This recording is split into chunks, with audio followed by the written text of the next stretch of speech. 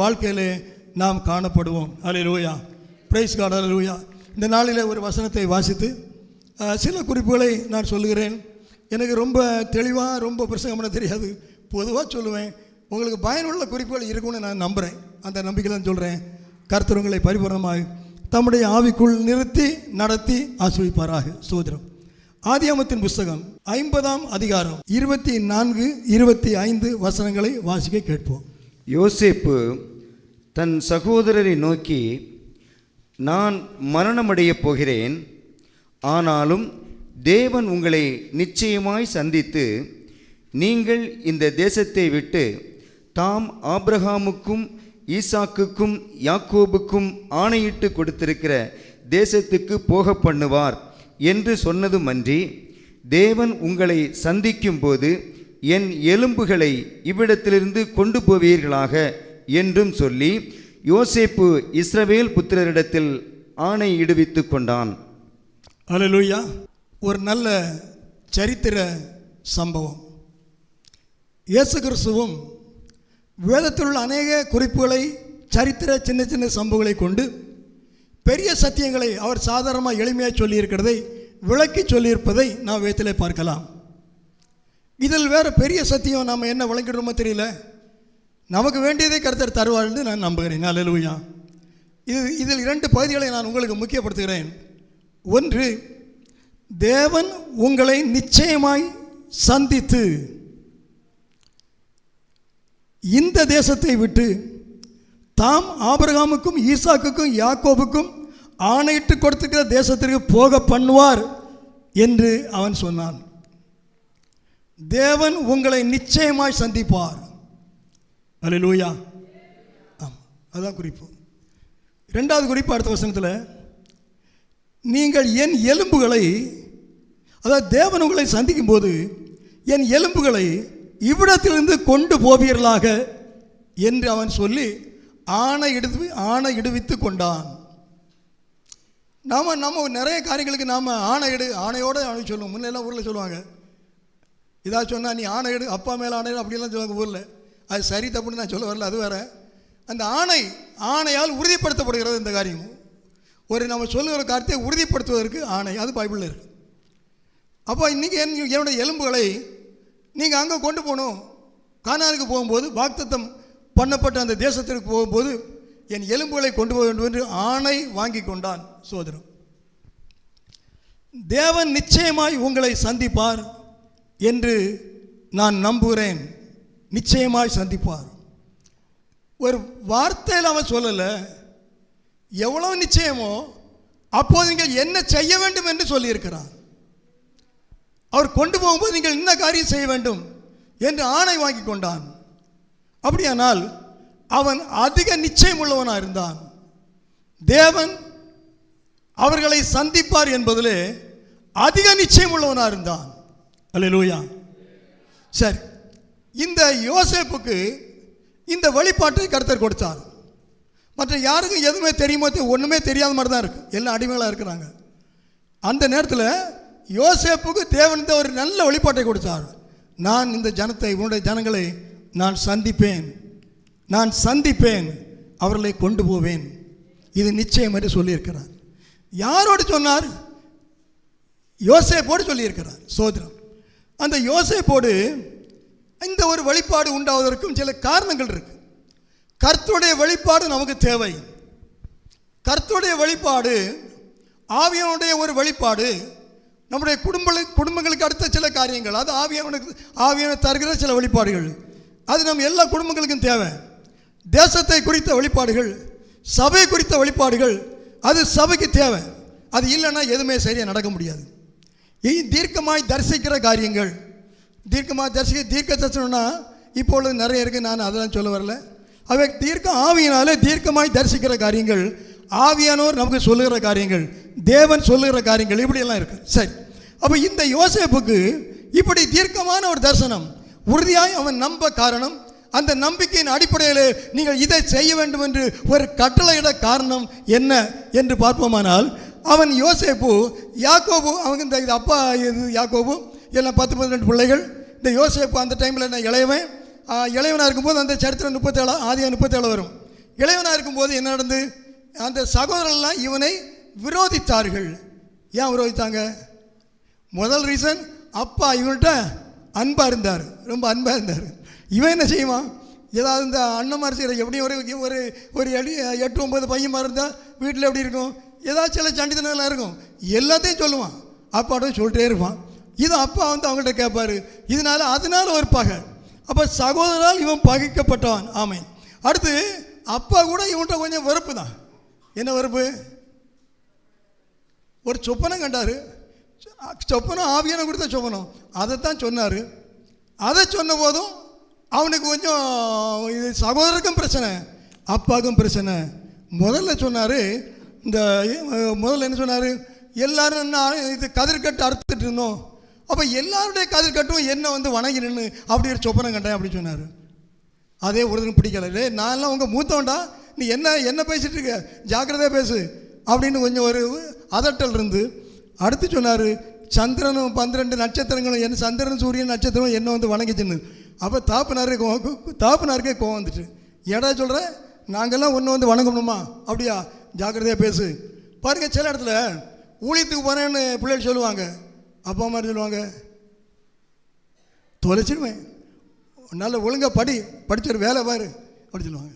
சில இடத்துல நேர் மாறி இருக்கும்.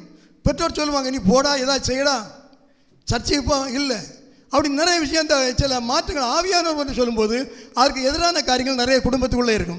இதை குடும்பத்தார் சரியாக புரிந்து கொள்ள வேண்டும். அதை பிள்ளைகள் சொன்னாலும் சரி, பெற்றோர் சொன்னாலும் சரி, ஆவியானவர் அதில் இடைபடுகிறார் என்பதை குறித்து ஞானமாக இருக்க வேண்டும். ஒரு நேரத்தில் ஒன்றை பேசிக்கிட்டாலும் எதிராக பேசிக்கிட்டாலும் பின்பு அதை குறித்து சிந்தனை பண்ண வேண்டும். கணவனானாலும் மனைவியானாலும் பிள்ளைகளானாலும் அதை குறித்து நிதானிக்க வேண்டும். சற்று ஏற்றுக்கொள்ள முடியாது போல இருந்தால் ஜெபத்தில் அதை வைக்க வேண்டும். ஜெபத்தில் நீங்கள் அதை வைப்பீர்களானால் ஆவியானவர் சரியான காரியத்தை உங்களுடைய உள்ளத்திலே உறுதிப்படுத்துவார். அல்லேலூயா. உங்களுடைய இருதயத்தில் ஏற்றுக்கொள்ளாத சற்று வியர்ப்பமான சற்று ஒரு ஃப்ரிக்ஷனான காரியங்கள் ஏதாவது இருக்குமானால் அதை நீங்கள் என்ன செய்யணும், உடனே ஒரு குற்றவாளியாக மற்றவங்களை குற்றவாளியாக தீர்க்காமல் உங்களுடைய கருத்தை நிலைவரப்படுத்தாமல் அதற்காக நீங்கள் ஜெபிப்பீர்களானால், செய்ய வேண்டியதை செய்துட்டு சொல்ல வேண்டியதை சொல்லிட்டு ஜெபிப்பீர்களானால் தேவனாகிய கர்த்தர் உங்களுக்கு ஏற்ற ஆலோசனைகளை தருவார் என்பதில் எந்த சந்தேகமும் இல்லை. ஹல்லேலூயா. ஆகவே பெற்றோர்கிட்ட சொல்ல வேண்டியதை பெற்றோர்கிட்ட சொல்லிவிட்டு பிள்ளைகள் ஜெபம் பண்ணுங்க, பிள்ளைகிட்ட சொல்ல வேண்டியதை பிள்ளைகிட்ட சொல்லிவிட்டு பெற்றோர் ஜெபம் பண்ணுங்க. அப்பொழுது ஆவியான உங்களுடைய குடும்பங்களில் நன்மையான பாதைகளை உருவாக்குவார் என்பதில் எந்த சந்தேகமும் இல்லை. ஹல்லேலூயா. ஆகவே அப்படிப்பட்ட சில சூழ்நிலைகள் தான் இந்த யோசேப்புக்கு சூழ்நிலை. தான் உள்ளதை சொல்லியும் நல்லவனாக நடந்தான், தீமைகளை சொன்னான் பிரச்சனை, உனக்கு கண்ட சொப்பனத்தை சொன்னான் அதனாலையும் பிரச்சனை, எல்லாருக்குமே அங்கே என்ன பிரச்சனை ஆயிடுச்சு. சோதரம். அடுத்து இவன் தாப்புனே சொல்லுக்கு கீழ்ப்படிவான், அது கூட மற்றவங்களுக்கு கொஞ்சம் என்ன பிரச்சனையாக தான் இருக்குது. ஒரு நாள் என்ன ஆச்சுன்னா அவங்கெல்லாம் சகோதரமாரெல்லாம் எங்கே போயிட்டாங்க, ஆடு மேய்க்க போயிட்டாங்க. அப்போ இவர் தாப்புனார் பார்த்தாரு, அன்றைய வழக்கப்படி, டே அண்ணன்மாரெல்லாம் ஆடு மேய்க்க போயிருக்கான், நீ போய் சாப்பாடு கொடுத்துட்டு வா அப்படின்னு சொன்னார். அவன் உடனே நான் மாட்டேன் போக மாட்டேன் அப்படின்னு சொல்லலை. அல்லேலூயா. அல்லேலூயா. அவனுக்கு இவன் இளையவன், அவனுக்கு இடம் தெரியாது, வழி தெரியாது. அதை நீங்கள் ஆதிபத்தில் வாசித்து பார்த்தா தெரியும். அவன் கேட்டு தான் போகிறான். ஒருவன் சொன்னான், அவன் இந்த ஊரில் நிற்கிறாங்கப்பான்னு. அங்கே தேடி போகிறான். அங்கே தேடி போனால் இது அந்த ஒரு பேக்ரவுண்ட் சொல்கிறோம் உங்களுக்கு, ஏன்னா யாராகிலும் ஒருவருக்கு தெரியலைன்னா நீங்கள் புரிஞ்சுக்கலாம். அவன் தேடி போகிறான். தேடி போகிறத அந்த சகோதரமார் பார்க்குறாங்க. நம்ம யோசேப்பு வாரான், அழகான ஒரு கலர் ஷர்ட்டு போட்டிருக்கான். அப்பா என்ன பிரியமான பிள்ளை எல்லாம் தைச்சி கொடுத்துருக்காரு. அந்த ஷர்ட்டை போட்டு பையனை அழகு பார்ப்பார். ஏதாவது வாயில் 2 ஏச்சு ஏச்சிக்கிட்டாலும் உள்ளத்தில் ரொம்ப சந்தோஷம் அவனை பற்றி. அந்த ஷர்ட்டை போட்டு தான் போகிறான். அங்கே போய் பார்த்த உடனே சொல்லிட்டான், அவனுக்கு சொப்பனக்காரன்னு பேரே போட்டாங்க பாருங்க. இப்போ தான் பலருக்கு பல பேர்கள் போடுறதை நம்ம கேள்விப்பட்டிருக்கோம். அந்த காலமே யோசேப்புக்கு சகோதரமாரெல்லாம் என்ன பேர் போட்டாங்க, சொப்பனக்காரன். ஆனால் 2 சொப்பனம் தான் சொன்னான். சொப்பனக்காரன் பேர் போட்டு சொப்பனக்காரன் வரான், அவனை என்ன செய்வோம், புள்ளியில் போடுறதில்ல, கொலை செய்து விடுவோம், அப்படி தான் இருக்கும். அவனை கொன்றுவோம் அப்படின்னு. அதில் இது யூதா தான் காப்பாற்றி போடுவோம் உள்ளாத. ரைட். அப்போ இன்னும் ஒன்று கவனிங்க, அந்த தொடர்பு, அந்த சகோதரர்களோட தொடர்பு எப்படி இருந்ததுன்னா, கொலை செய்யலாம் இவனை எந்த எண்ணத்தில் தான் அந்த சகோதரர் இருந்தாங்க. அதுதான் அவர்களுக்குள்ள ரிலேஷன்ஷிப். அந்த சகோதரர்களுக்கு ஆகாரம் கொடுக்கும்படி யார் போகிறா, இந்த யோசேப்பு போகிறான். அந்த சூழ்நிலை யோசிச்சு பார்த்தீங்களா? அவங்களுக்கு இவனை கொலை செய்யணும்னு இருக்கு. இவன் அதை ஒன்றும் அறியாதவன் மாதிரி இருக்கிறான். தெரியுமோ தெரியலையோ நமக்கு தெரியாது. ஆனால் அவங்க பயக்கிறாங்கன்னு உள்ளது தெரியும். ஆனால் என்னாச்சு, அப்பா சொல்கிறாரு நீ கொண்டு போகணும், உடனே கொண்டு போயிட்டான். அப்பாவுக்கு கீழ்ப்படுகிற பையன். பிரச்சனை, சகோதர பிரச்சனை எதுவாக இருந்தாலும் இருக்கட்டும், அப்பா சொன்னால் நான் செய்வேன், அதுதான் அவனுடைய காரியம். அல்லேலூயா. நம்ம ஆவிக்குரிய பிள்ளைகளாகிய நாம் நம்முடைய வாழ்க்கையில் நாம் நடத்துகிற பாதைகள் தேவனுக்கு சித்தமாக இருக்கிறதா, தேவ நீதிக்கு ஏற்றதாக இருக்கிறதா, கர்த்தருடைய அந்த வழிநடத்துதலுக்கு உட்பட்டதாக இருக்கிறதா என்பதை சரியாக நிதானித்து பார்க்க வேண்டும். நம்முடைய நீதி நியாயங்கள், நம்முடைய வாழ்க்கையின் பாதைகள் அது தேவனாய் கர்த்தருக்கு ஏற்றதாக இருக்கிறதா, அவர் இதில் பிரியமுள்ளவராக இருக்கிறாரா என்பதை குறித்து நாம் சரியாக நிதானித்து கொள்ள வேண்டும். நம்முடைய வாழ்க்கையின் லாபத்தை பார்க்கிறவர்களாக அல்ல. நான் பேசுகிற இடத்துல என்னுடைய பேச்சுக்கு இது ஒரு வெற்றி உண்டாக வேண்டும் என்று யோசிக்கிறவர்களாக அல்ல. நான் ஒரு காரியத்தை செய்த பின்பு என்னுடைய பெயர் மேலே வர வேண்டும் என்பதற்காக அல்ல. நாம் தேவனுடைய பார்வையில் இங்கே நஷ்டம் வந்தாலும் சரி, இங்கே கஷ்டம் வந்தாலும் சரி, எனக்கு பேர் கெட்டு போனாலும் சரி, தேவனுடைய பார்வையில் அது ஏற்றதாக இருக்கிறதா என்பதை நாம் சிந்தித்துக் கொள்வோமானால் நம்முடைய வாழ்க்கையின் வருங்காலங்கள் அது நிரந்தரமாக வெற்றியுள்ளதாக இருக்கும் என்பதில் எந்த சந்தேகம் இல்லை. அல்லேலூயா. அல்லது தற்கால சில குறிப்புகளை தேடி நாம் சில காரியங்களுக்காக நம்மை தியாகம் பண்ணி அர்ப்பணித்து அதை நமக்காக தேடிக்கொள்வோமானால் கொஞ்ச நாளில் அதெல்லாம் நம்ம விட்டு போயிடும், நம்ம விழுந்து போவாங்க. இது நாம் விழுந்து போவோம். நமக்கு ஆதரவாக இருந்தவர்களையும் நம்ம எங்கே தேடினாலும் காணாது. தேவனுக்கு நாம் அருகாமையில் இருந்தால் அவர் ஒருபோதும் நம்மை விட்டு விலகவே மாட்டார். அல்லேலூயா. ஆகவே நம்முடைய நீதி அது தேவ நீதிக்கு ஏற்றதாக இருக்கட்டும். அல்லேலூயா. சுயநீதிகள் முற்று மாறட்டும், சுய பாதைகள் மாறட்டும். தகப்பனுக்கு கீழ்ப்படுகிற அந்த யோசேப்பு போல ஆண்டவருக்கு கீழ்ப்படுகிற அந்த ஒரு அமைதி, ஆவிக்குரிய அமைதி, ஆவிக்குரிய நிறைவு நம்முடைய ஆவிக்குரிய வாழ்க்கையில் உண்டாயிருக்கட்டும். சூழ்நிலைகளை பார்த்து, சந்தர்ப்பங்களை பார்த்து நாம் வழிகளை நாமே உருவாக்கி கொள்ளாதபடி எந்த சூழ்நிலையிலும் நம்முடைய வாழ்க்கையை முழுதும் அறிந்திருக்கிற, நம்முடைய வாழ்க்கையை எல்லாவற்றையும் செய்யக்கூடிய அந்த தேவனாய் கர்த்தர் என் வாழ்க்கையில் என்ன விரும்புகிறார் என்பதை நிதானித்தறிந்து அதிலே செல்லத்தக்கதாக துணிவை கர்த்தர் நமக்கு தருவாராக. அதுதான் ஆவிக்குரிய வாழ்க்கை. அல்லேலூயா. ஆகவே அவன் போன உடனே சொன்னாங்க, இந்த வாரம் அவனை கொன்றுவோம். அப்போ யூதா சொல்லுவார், அவனை கொல்ல வேண்டாம்ப்பா, அதில் என்ன நமக்கு என்ன இது கிடைக்குது, அந்த குழியில் போட்டுருவோம், நம்ம கையால் கொல்ல வேண்டாம், பாவம் சங்கடமாக இருக்கும், அவனுக்கு சங்கடமாக இருந்திருக்கு, அதனால் அந்த குழிக்குள்ளே போட்டுருவோம். அது பெரிய குழி, தண்ணி இல்லை, அங்கே இருந்து செத்து போவான், அவன் சாகட்டும், நமக்கு என்ன கொஞ்சம் கொஞ்சமாக சாகட்டுமே, நம்ம கண்ணியாக காணணும், நாம் கொன்னோன்னு வேண்டாம், அவன் சாகட்டு அப்படின்னு சொல்லிட்டான். அப்போ அது நல்ல ஆலோசனை தானே அப்படின்னு பார்த்து அப்படி இது இந்த ஆலோசனை ரூபன் சொல்லுவான். கடைசியில் வந்து யூதா பார்த்தான், அவன் அங்கே அந்த கொஞ்சம் ஆட்கள் போட்டே இருக்காங்க ஒட்டயத்தில். அது யார் எங்கன்னு பார்த்தான், அது இது இது வியாபாரிகள் போகிறான், எழுத்துக்கு போகிறான், வியாபாரிகள் போய் இது ஒட்டயத்தில் ஜாமான்கள்லாம் ஏற்றிட்டு போகிறான் அப்படின்னு சொன்னாங்க. அப்போ அவங்கள போய் கேட்டான், ஐயா எங்கே போகிறீங்க, நாங்கள் எழுத்துக்கு போகிறோம். யாரும் நீங்கள், நாங்களாம் வியாபாரி செய்கிறோம், அடிமைகள் உங்களுக்கு வேணுமா, நல்ல பயமாக இருக்கானா கொடு. அப்போ பார்த்தான், இவனை வேகமாக தூக்குடா, இவனை தூக்குனானுங்க. யோசேப்பை தூக்கி அங்கே கொண்டு போனான். யோசேப்பு நல்லா இருப்பான், இல்லை இளைய பையன் நல்லா இருப்பான். அவனை கொண்டு போய் இவனை நீங்கள் விலைக்கு வாங்கிடுங்க, எங்கள் தம்பி தான், நாங்கள் விலைக்கு தரோம். தம்பி நான் எப்படி கொடுக்குறீங்க, இல்லை கொடுக்குறோம், ஒன்றும் பிரச்சனை இல்லை, எங்கள் சொந்த தம்பி தான், கேட்டு பாருங்கள், உண்மைதான். பாருங்க, அநேகர் தம்பியை விலை கொடுத்துருவாங்க பாருங்கள், அநேக அண்ணன் மாதிரி தம்பியை விலை கொடுத்துருவாங்க, அநேக ஆவிக்குரியவங்க தங்களோடு உள்ள சகோதரில் விலை கொடுத்துருவாங்க. இப்படி நிறைய பிரச்சனை இருக்குது. நாம் அந்த தவறுகளை செய்யாதபடி கர்த்தர் நம்மை காத்துக்கொள்வாராக. அல்லேலூயா, அல்லேலூயா. அவன் பார்த்தா என்ன வேணும், ஒரு பேரம் நடக்கு, ஒரு பார்கெனி, எவ்வளோ தருவீங்க, இவன் 50 கேட்டிருப்பான். கடைசியில் எவ்வளோ முடிஞ்சு, 20 வெள்ளிக்காசு, 30 இயேசுக்கு 20 வெள்ளிக்காசு தரோம், சரி கொடுங்க, வாங்கிட்டான். அவனை விட்டான். அவன் போகும்போது அவன் எப்படி பார்த்துருப்பான் இல்லையா, பின்னால் எழுதப்பட்டிருக்கு. இதில் ஒன்றும் அந்த குழிக்குள்ளே போடும்போது ஒன்று எழுதப்படலை, பின்னால் அவன் கெஞ்சி கேட்டோம், அவன் சகோதரன் அவனை விடலைன்னு எழுதப்பட்டிருக்கு. அவன் கெஞ்சிட்டான், அன்னைய குழியில் போடாத, அன்னை குழியில் போடாத, அன்னை என்ன தனியாக போடாத, நான் செத்து போவேன், என்னை போட்டுறாத கெஞ்சி கேட்டு விடலையான். அப்போ எடுத்து அவன்கிட்ட விற்றுட்டான். அவன் கூட்டிகிட்டு போகும்போது எப்படி கூட்டிகிட்டு போயிருப்பான், இவன் எப்படி பார்த்துருப்பான், இவங்க இப்போ இது அந்த 10 சகோதரர் எப்படி கூத்தடிச்சிருப்பாங்க, 20 வெள்ளிக்காசுன்னு. அப்படி தான் இருக்கும் பாருங்க. அப்படியெல்லாம் இதெல்லாம் சூழ்நிலை எல்லாம் உள்ள வந்தான், இதெல்லாம் தாண்டி வந்தவன் தான். இப்படி தாண்டி வந்தவன்ட்ட தான் ஆண்டவர் சொன்னார், நான் நிச்சயமாய் இந்த ஜனங்களை சந்திப்பேன், இப்படிப்பட்ட சூழ்நிலைகளிலே தேவனுக்கு பிரியமாயிருந்த மனிதனுக்கு தான் தேவ வெளிப்பாடு உண்டாகும் என்பதிலே சந்தேகமில்லை. இப்படிப்பட்ட நிலைமையில நம்முடைய வாழ்க்கையின் பகுதிகளை இது எல்லாம் நமக்கு வரணும் அப்படி சொல்லலை. தேவ தீர்மானம் யாருடைய வாழ்க்கையிலே உண்டோ, யார் கர்த்தரை விசேஷமாய் ஆசீர்வதிக்க வேண்டும் என்றும் குறிப்பிட்ட அந்தந்த பாதைகளில் இந்தந்த இடங்களில் நிலைநிறுத்த வேண்டும் என்றும் கர்த்தர் விரும்புகிறாரோ அவருடைய வாழ்க்கையில் சில வேளைகளில் சில பாதைகள் வித்தியாசமாக இருக்கும் என்று வேதம் தெளிவாக சொல்லுகிறது. அது இயேசு கிறிஸ்துவுடைய வாழ்க்கையை சாட்சி, அப்போஸ்தலருடைய வாழ்க்கையை சாட்சி, ஆதியில் உள்ள பரிசுத்தவான்களுடைய வாழ்க்கையை சாட்சி, வேதத்தில் அத்தனை பேரை சாட்சி தாங்க. அல்லேலூயா. இப்போ இன்று நமக்கோ அது மட்டும் இல்லை, பரிசுத்த ஆவியானவர் நம்முடைய இருதயங்களில் சாட்சியாக இருக்கிறார். அல்லேலூயா.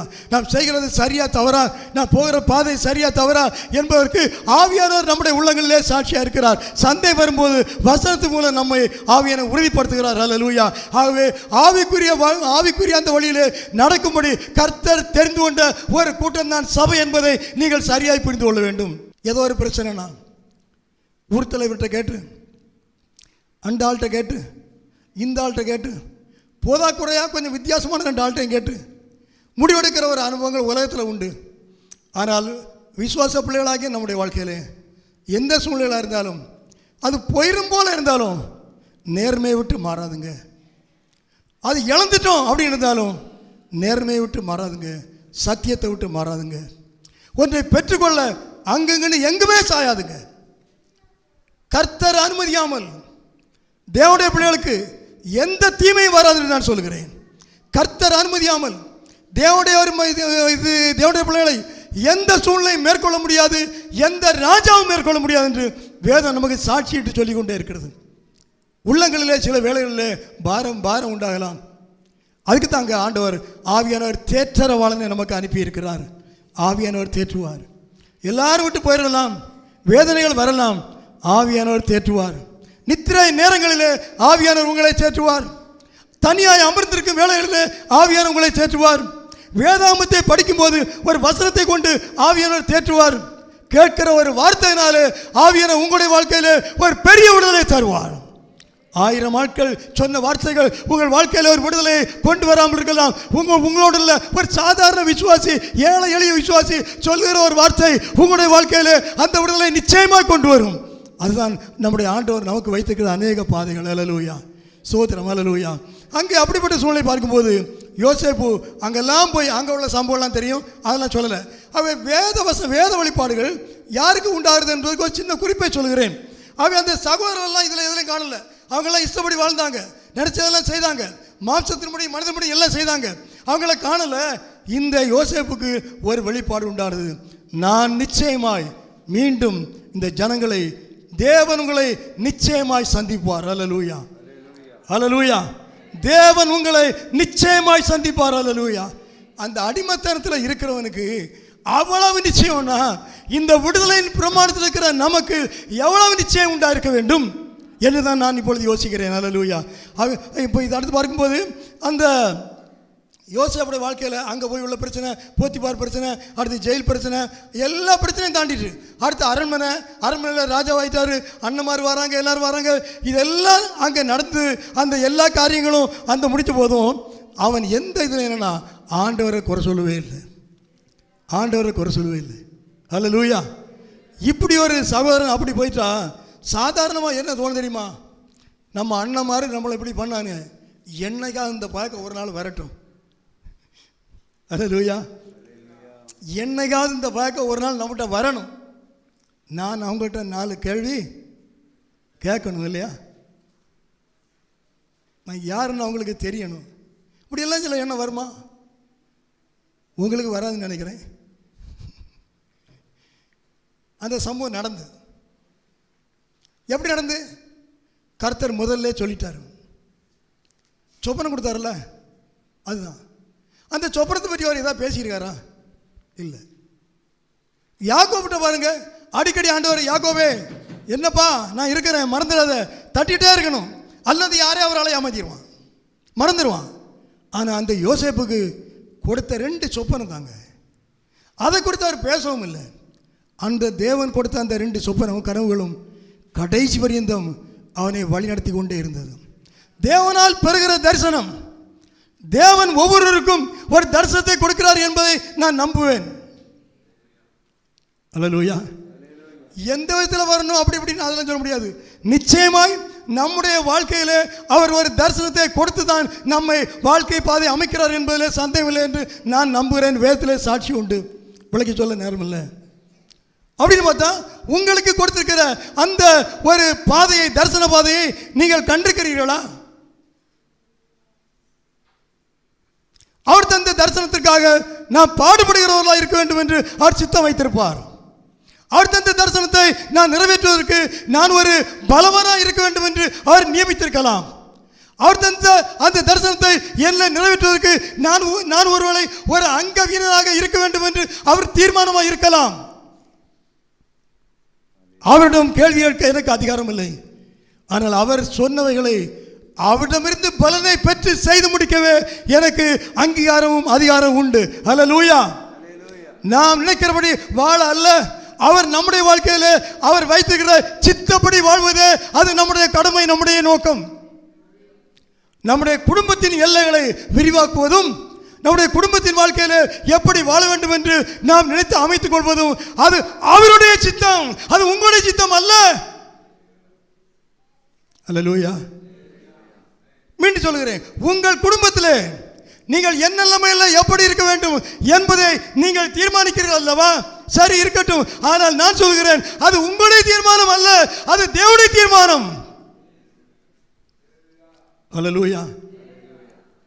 அவருடைய ராஜ்யத்திலே, தேவ ராஜ்யத்திலே, உங்கள் வாழ்க்கையின் இந்த நாட்களில் தேவ ராஜ்யத்திலே நீங்கள் எப்படி செயல்பட வேண்டும் என்ற அவருடைய சித்தத்தை அறிந்து அதற்காக செயல்படுவது உங்களுடைய காரியம். உங்களுக்காக செயல்படுவது தேவனுடைய காரியம். அவருக்காக செயல்படுவது அது உங்களுடைய காரியமாக இருக்க வேண்டும். அதைத்தான் வேதம் சொல்கிறது. ஆனால் இன்றைய சபை நாம் என்ன செய்கிறோம்? அவருடைய ராஜ்யத்துக்காக செய்ய வேண்டிய எல்லாத்தையும் அப்படியே ஒரு மூட்டை கட்டி வைத்து விடுகிறோம்.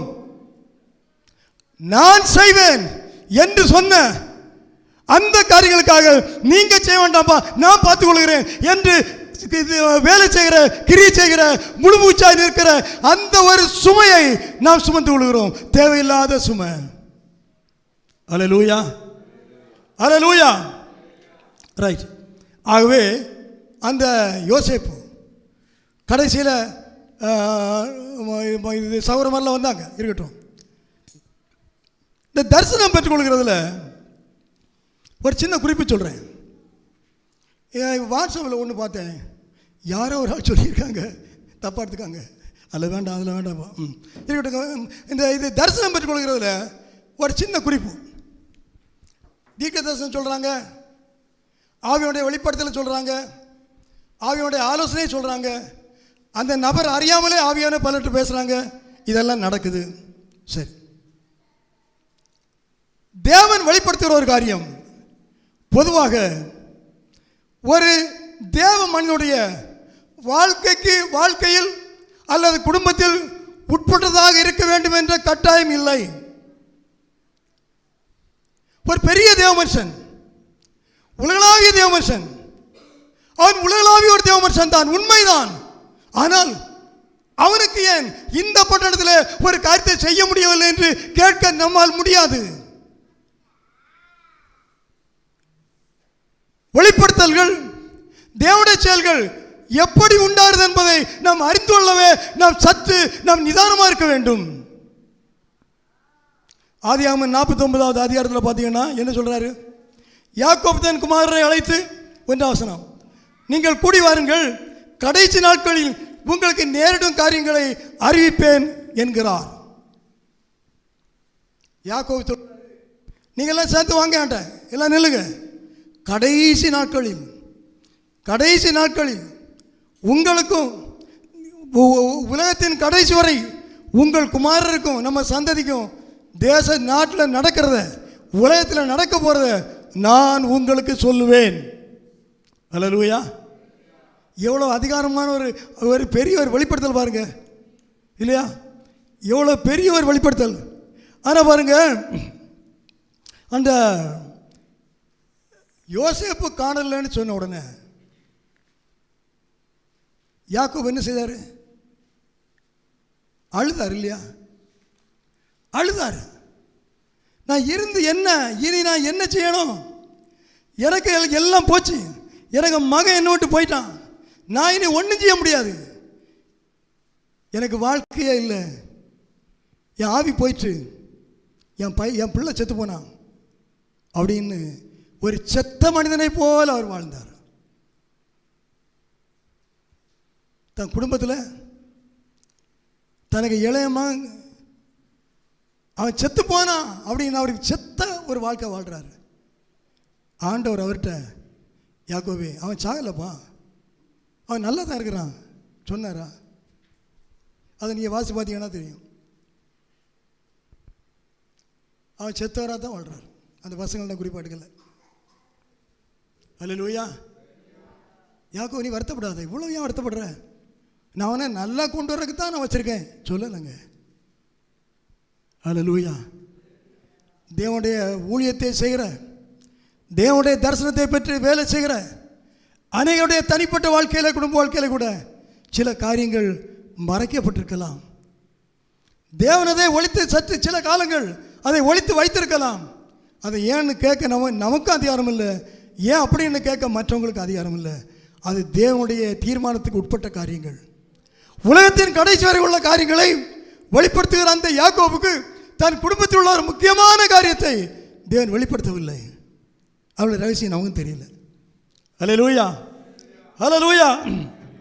ரைட். அப்போ அந்த யாக்கோபு யோசேப்கிட்ட சொன்னார், உன்னை நான் அனுப்புவேன், சகோட்ட அனுப்புகிறப்பா, சாப்பாடு கொண்டு கொடு, கொஞ்சம் முந்திய பகுதிக்கு பாரு.